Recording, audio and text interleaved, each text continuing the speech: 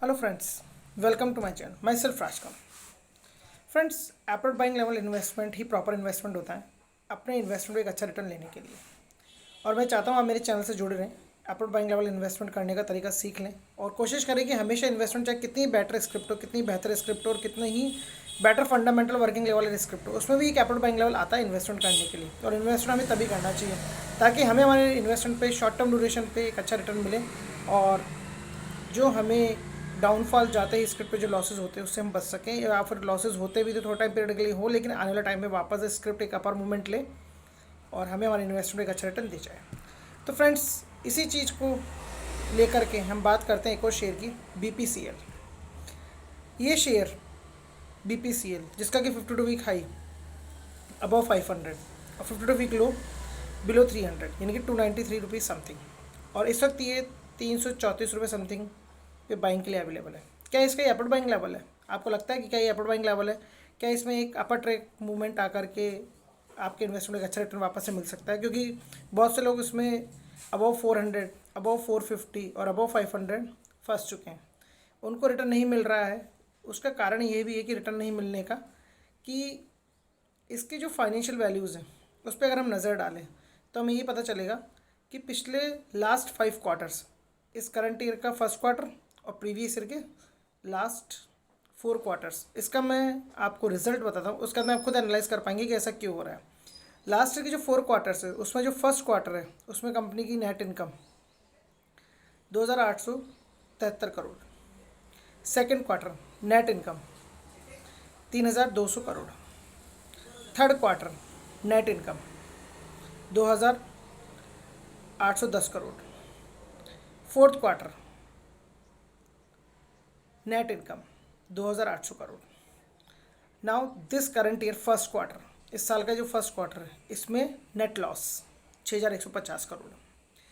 पिछले साल के जो 4 क्वार्टर्स है उसमें जो प्रॉफिट यानी कि जो नेट इनकम है उसका जो परफॉर्मेंस है डाउनवर्ड्स है। 9 महीने का कंपैरिजन करते हैं तो 3,200 करोड़, फिर 2,810 करोड़, फिर 2,800 करोड़, और फिर ये 3 महीने और, यानी कुल मिलाकर के पिछले 1 जुलाई से लेकर 30 जून तक का अगर हम कंपैरिजन करते हैं तो completely downfall in terms of net income. Net income positive positive positive और उसके बाद में नेगेटिव, और वो भी 6,150 करोड़। पिछले 5 साल का भी परफॉर्मेंस देखते हैं इसके कि पिछले 5 साल में इसमें क्या हुआ। पिछले 5 साल में जो सेल हुई सबसे ज़्यादा वो इस ईयर में हुई 2022 में। 2018, 19, 20, 21, 22 को कंपेयर करते हैं तो 2022 में सेल सबसे ज़्यादा है, और प्रॉफिट 2021 में जो नेट इनकम है, कंपनी की जो नेट इनकम है वो 2021 में सबसे ज़्यादा है। इस साल इनकम है लेकिन डाउनफॉल पे है, और स्टार्टिंग में अभी ये फर्स्ट क्वार्टर में इसने लॉस दे दिया 6,150 करोड़ का। तो फ्रेंड्स, इस वक्त ये शेयर मोर देन 30% के डाउनफॉल पे अवेलेबल है बाइंग के लिए 334 रुपये 35 रुपये पे। क्या इसमें अगर हम इस वक्त इन्वेस्टमेंट करते हैं तो क्या हमें रिटर्न देगा? तो फ्रेंड्स, चांसेस है कि 350 प्लस का ये चला जाए, मे बी, लेकिन चांसेस बहुत कम है क्योंकि नेक्स्ट क्वार्टर में अगर इसमें रिजल्ट और नेगेटिव हुआ या रिजल्ट पॉजिटिव की जगह नेगेटिव हुआ, कम नेगेटिव हुआ, थोड़े से प्रॉफिट्स हो सकता है कि लॉसेस कम हो, लेकिन लॉसेस अल्टीमेटली लॉसेस ही होते हैं।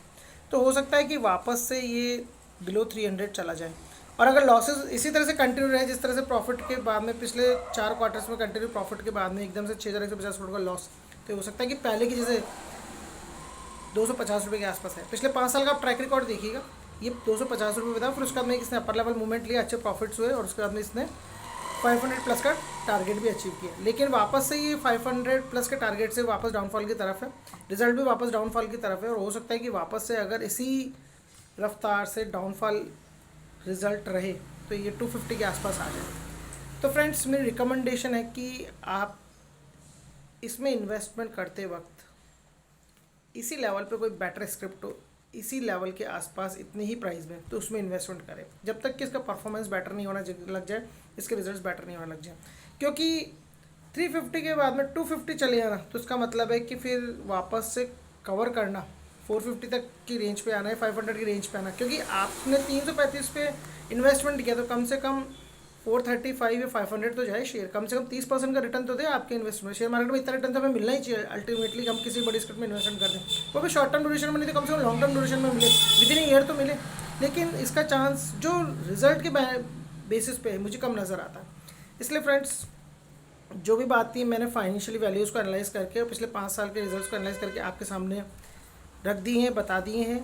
और अगर आपको ऐसा लगता है कि मेरी बताई हुई इन्फॉर्मेशन प्रॉपर है, अप्रोप्रिएट है, तो प्लीज़ वीडियो को लाइक कर दें, शेयर करें और मेरे चैनल को सब्सक्राइब कर लें, ताकि मैं आपको एक्यूरेसी के साथ में, रिजल्ट्स के साथ में इन्वेस्टमेंट करने की प्रॉपर राय दे सकूं और अप्रूव्ड बाइंग लेवल स्किल्स बता करके आपको अप्रूव्ड बाइंग इन्वेस्टमेंट करा सकूं, ताकि आपको आपके इन्वेस्टमेंट का अच्छा रिटर्न मिले। तो फ्रेंड्स, जुड़े रहिए मेरे चैनल से मेरे साथ में और वॉच करते रहिए, मुझे मोटिवेट कीजिए, मुझे मेरे सब्सक्राइबर की फैमिली बढ़ा के, ताकि डे बाई डे मैं इसी तरह की वीडियोज़ बना करके आपको देता रहूँ। Thanks for watching, have a nice time.